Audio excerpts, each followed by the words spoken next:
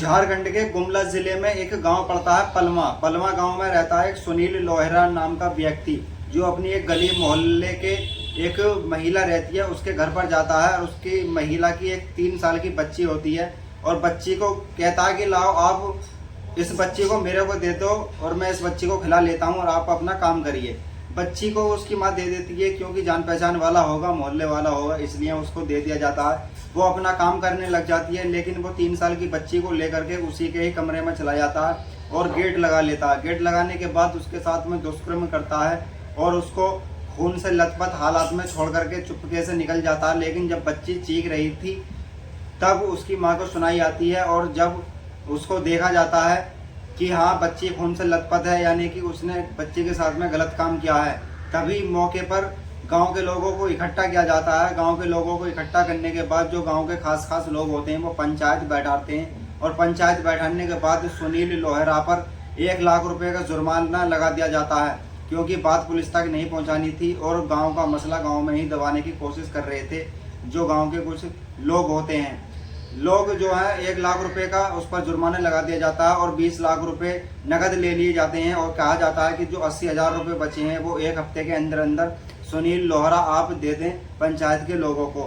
पंचायत के लोग जो 20,000 रुपए की ले करके उन 20,000 रुपए लेकर के चिकन और दारू की पार्टी कर रहे थे, और उसी में सुनील भी था। तभी कोई वहाँ का रहने वाला व्यक्ति पुलिस को सूचना दे देता है कि गाँव में 3 साल की बच्ची का रेप किया है एक सुनील लोहरा नाम के आदमी ने, और यहाँ के पंचायत के लोगों ने बात को जो है गांव से बाहर नहीं जाने दी है, और आप आ जाएं और इस मुजरिम को जल्द से जल्द पकड़ने की कोशिश करें। पुलिस मौके पर पहुंच जाती है। जो पंचायत के लोग थे सब पार्टी बना रहे थे, और वहाँ पर सुनील लोहरा भी था।